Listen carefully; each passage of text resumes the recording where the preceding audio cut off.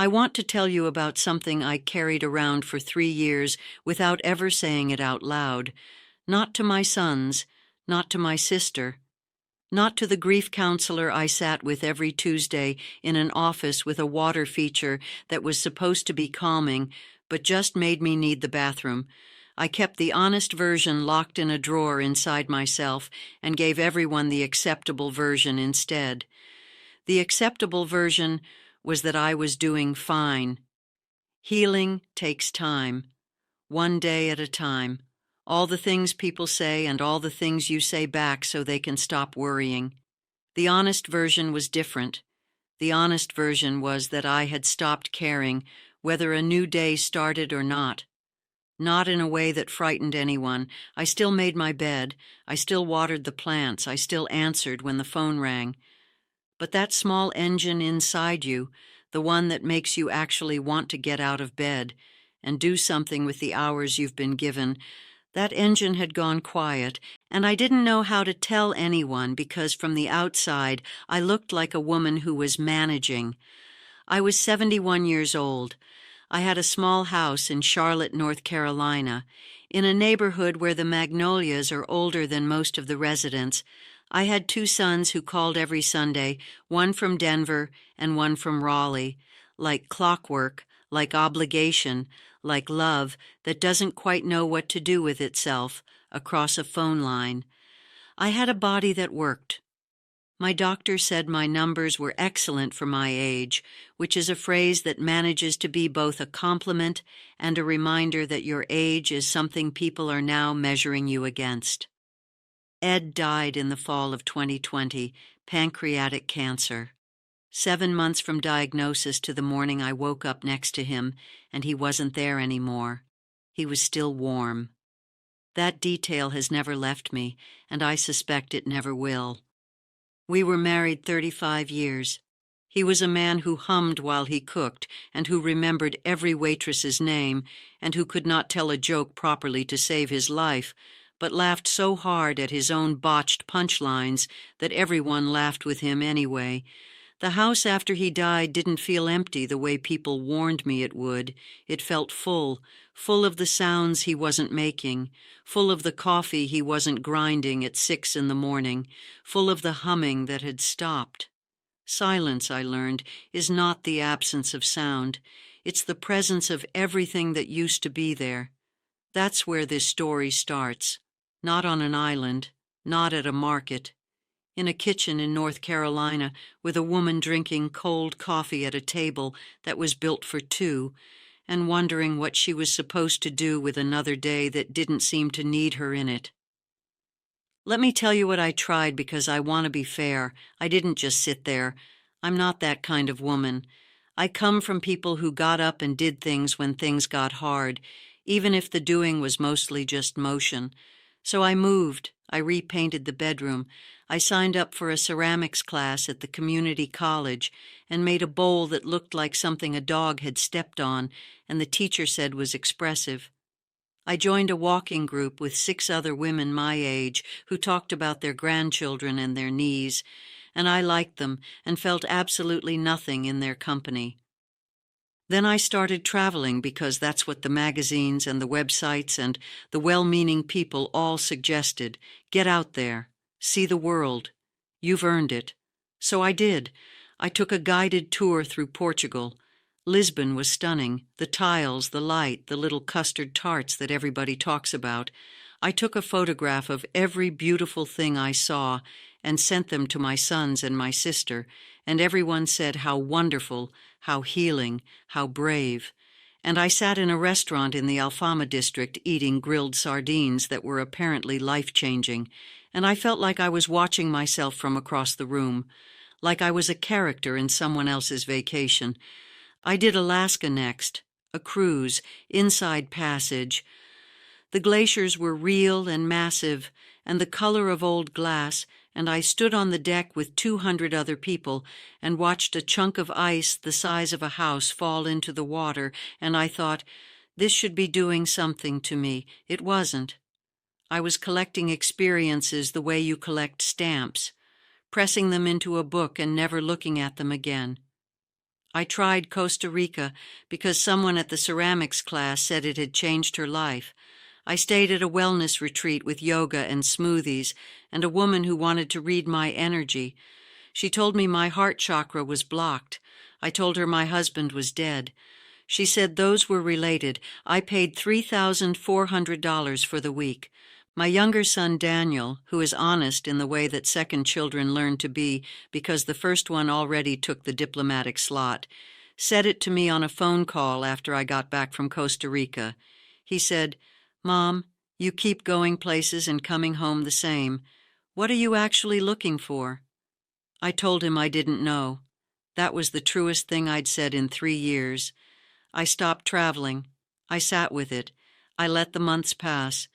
Charlotte did its version of winter, which is gray and damp and indecisive, and I watched television in the evenings and didn't sleep well, and somewhere in there, in the late hours when sleep wouldn't come, I started watching videos on my tablet.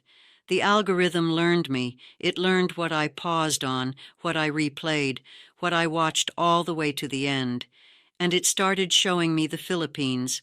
Not all at once, in pieces, Americans who'd moved there, older people, some of them women, not wealthy women, regular women on Social Security and small pensions, talking about morning markets and warm air and the cost of fish and the particular quality of being greeted by name in a place they'd only recently arrived in. I kept stopping on that phrase, being greeted by name, because that was the thing I hadn't been able to identify. Since Ed died, I had been surrounded by people who knew me, my sons, my sister, the neighbors, the women in the walking group. But knowing someone and seeing them are different things. They knew the widow. They knew the woman who lost Ed. They knew the version of me that needed checking on. And somewhere in the steady, gentle kindness of all that checking on, I had become invisible. Not ignored, never ignored, just not quite visible as a person anymore. Visible as a situation. I researched for 3 months before I told a soul. I am a retired school nurse. I spent 28 years in the Charlotte-Mecklenburg school system. I know how to read a chart and follow a protocol and ask the right questions. I was not going to do this the reckless way. I read forums. I read visa requirements. I studied cost of living breakdowns from real people, not resort websites. I printed things out and put them in a folder because I am from a generation that trusts paper. A city called Dumaguete kept appearing. City of gentle people, they called it. It had a university, which meant it had bookshops and students, and a kind of energy that came from learning rather than tourism. That detail mattered to me in a way I couldn't explain then, and still can't fully explain now. When I finally told my older son, Michael, there was a pause long enough that I checked the phone. "Mom," he said, "the Philippines." He said it the way you'd say the name of a planet. I told him I'd done the research. He asked if I knew anyone there. I told him that was somewhat the point. I booked a flight. Michael made me promise to book a return. I promised.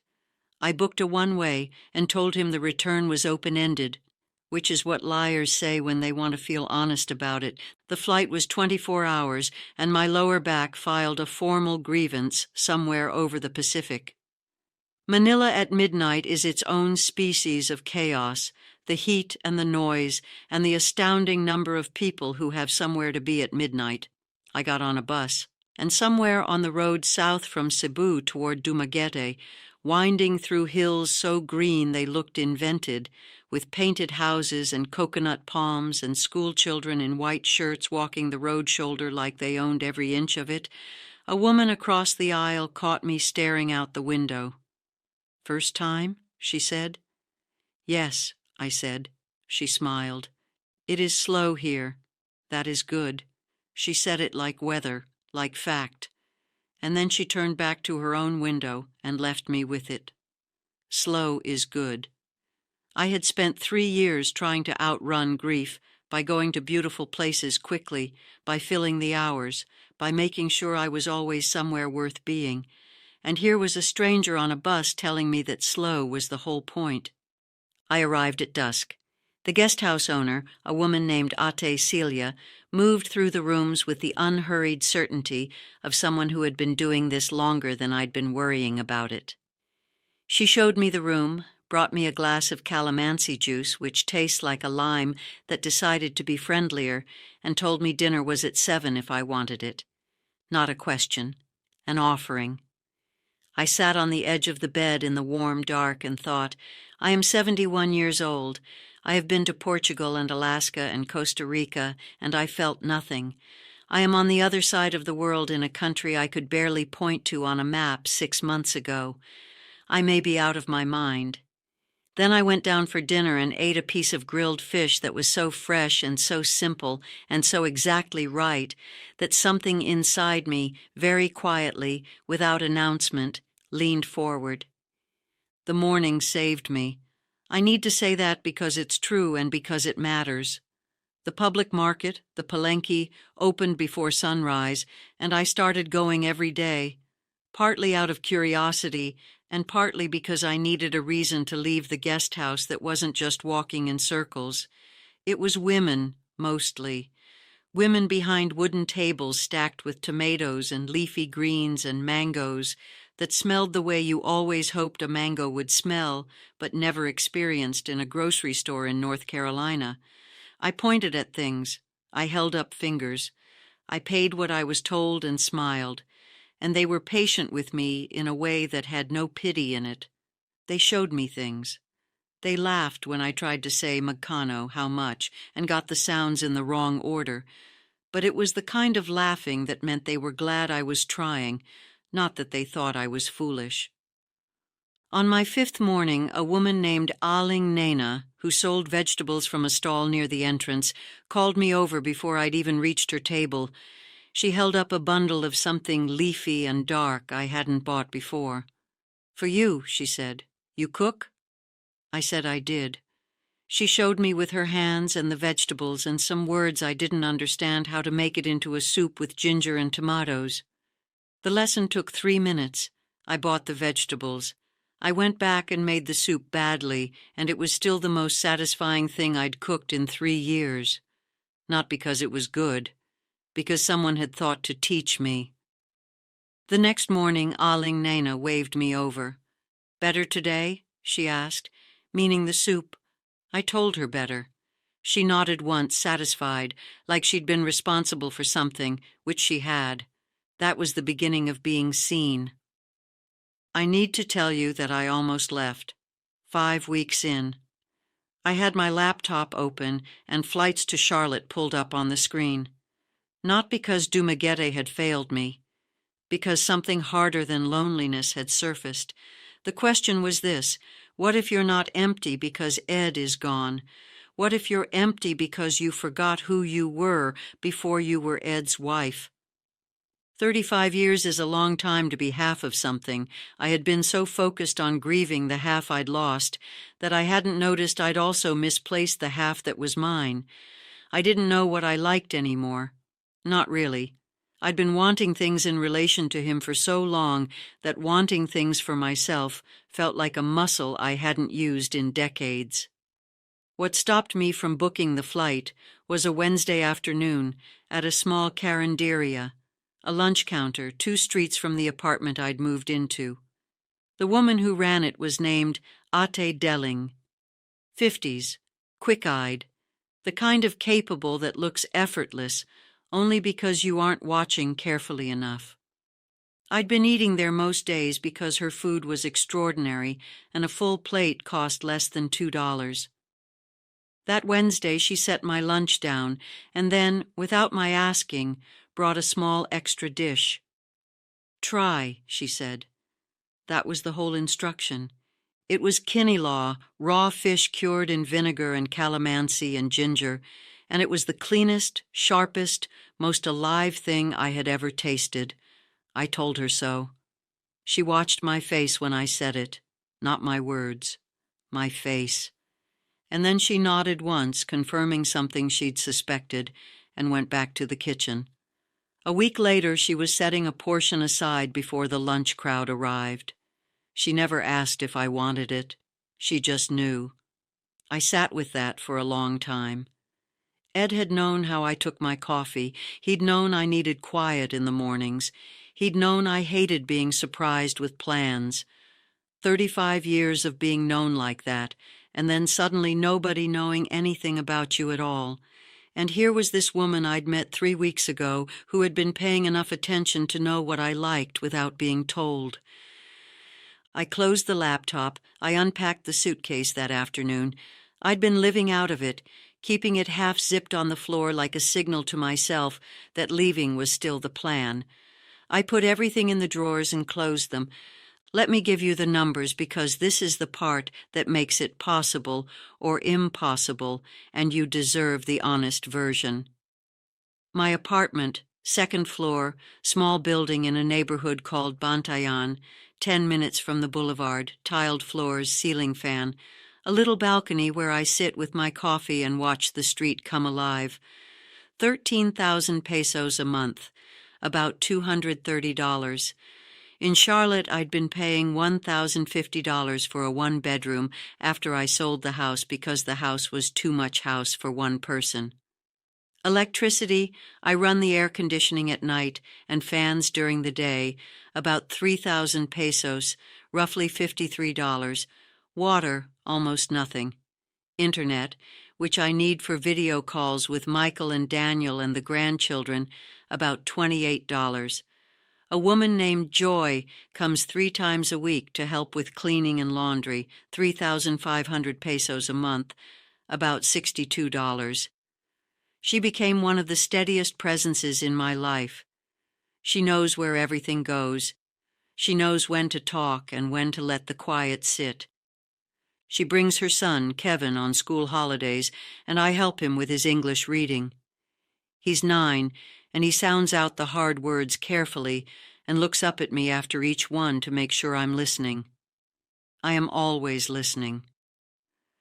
That hour with Kevin became the thing I look forward to most all week.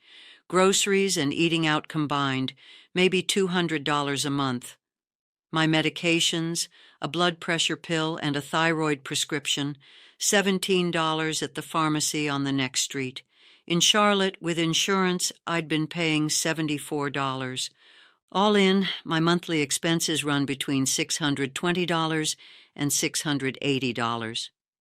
My Social Security and the pension from 28 years in the school district come to $1,740 a month. For the first time since Ed died, the numbers move forward every month, not dramatically, steadily. The low-grade arithmetic that had been running in my head every time I picked something up in a store, the constant quiet calculating of what I could and couldn't afford, that arithmetic stopped. I didn't notice it stopping. I noticed it had stopped. I called Daniel about 4 months in. He asked how I was managing. I said, "I'm saving money, Daniel, actually saving." He paused, and then he said, in that dry way of his, "Who is this and what have you done with my mother?" There was a morning about 8 months in when I woke up and realized the first thing I thought about was not Ed's absence.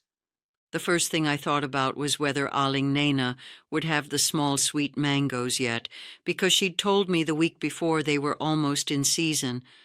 Mangoes. That's what my brain reached for first. And I lay there for a moment, understanding that something had shifted, not in a day, in an accumulation of days.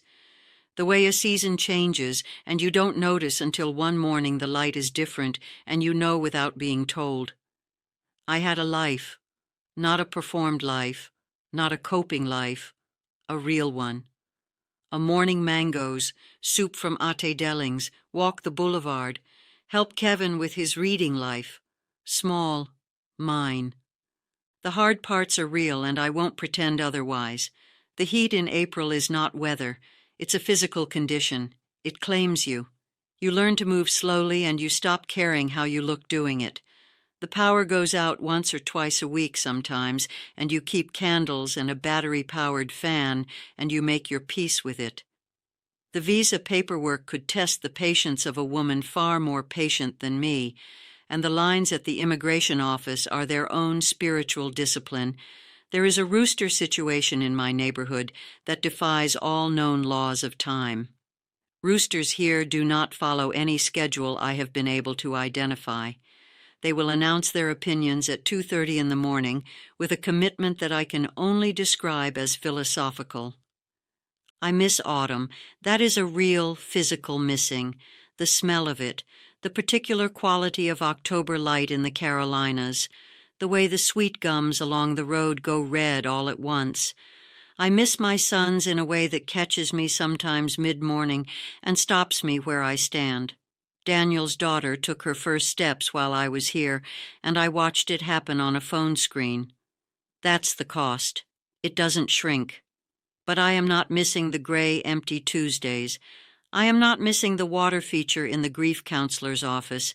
I am not missing standing on the deck of a cruise ship, watching a glacier fall apart and feeling nothing.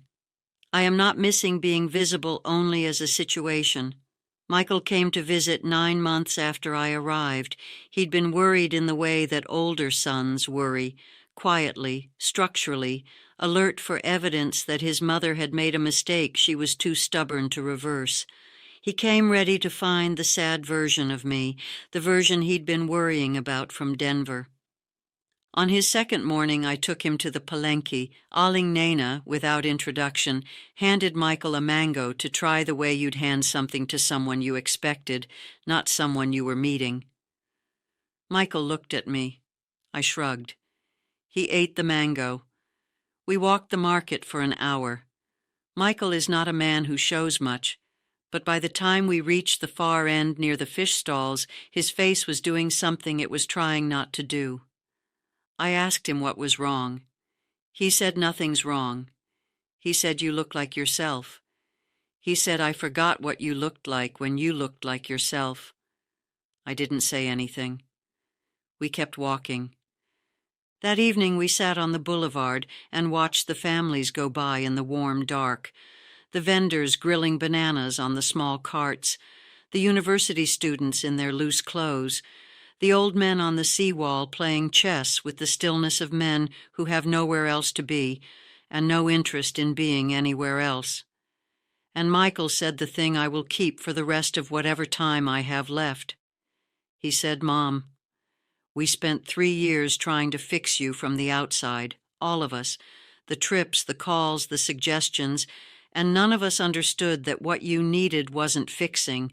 You needed to be somewhere that didn't already know you were broken." I thought about that for a long time after he left. He was right. Every place I'd tried before, Portugal, Alaska, Costa Rica, I had arrived as the woman whose husband died. Even when I didn't say it, it came with me like luggage I couldn't check. The grief was my whole identity, and Charlotte, the walking group, the repainted bedroom, all of it already knew the sad version of me and couldn't unknow it. Here I arrived as nobody, a stranger on a bus having her first time, a foreign woman who didn't know what kangkong was, someone whose history was entirely her own, to give or keep. And in that blankness, in the space that nobody had already filled with their idea of who I was, somehow the person I had been before everything got heavy had room to come back. I am 71 years old. I am a retired school nurse from Charlotte, North Carolina. I am a widow. I am a grandmother. I am a woman who walked into a market in a small Philippine city, not knowing a single person, and slowly, unremarkably, over the course of ordinary mornings, became someone people waved to, someone Aling Nena saves the good mangoes for, someone Ate Daling's Kinalaw is made for without asking, someone whose name Joy's son sounds out carefully in his reading book, looking up after each hard word to make sure I'm still there. I found something in Dumaguete that I couldn't find in any of the beautiful, expensive places I tried. Not a view, not a photograph, not a feeling you can post. Something slower and more durable than that. I found the place where someone would notice if I didn't show up. after Ed died, I had become optional in my own days. Here I am not optional. If you are somewhere right now, and I think you might be, or you wouldn't still be here, sitting in a house that has gone quiet, or moving through the motions of a life that stopped fitting when someone you loved left it, I want to say the thing nobody said clearly enough to me. You are allowed to go looking for a reason to lean forward again. It is not a betrayal of what you had. It is not giving up on who you were together. It is, I believe, exactly what they would have wanted for you, even if you can't feel that yet, especially if you can't feel that yet. The wanting comes back. It comes back in small things first. Mangoes that are almost ready. A soup that gets better each time you make it. A child's voice sounding out a word he didn't know yesterday. And one morning you wake up, and the wanting is just there, ordinary and steady, like a light someone turned on in a room you'd forgotten existed. I wake up now, and the street is already alive below the balcony. The tricycles, the bread vendor's bell, the landlord's voice somewhere in the building, already managing something, Joy's footsteps on the stairs, Mondays, Wednesdays, Fridays, right on time. The day leans toward me, I lean back. That's all I was looking for. That's the whole thing. If this story meant something to you, or if it sounded like a morning you've had, or a kitchen you've sat in, I'd be grateful if you'd subscribe. There are more of these stories to tell, real ones, from real people who found something they didn't know they were missing in places they never expected to look. And if you know someone who needs to hear this, send it to them. Sometimes the thing that changes everything is just knowing that someone else went first.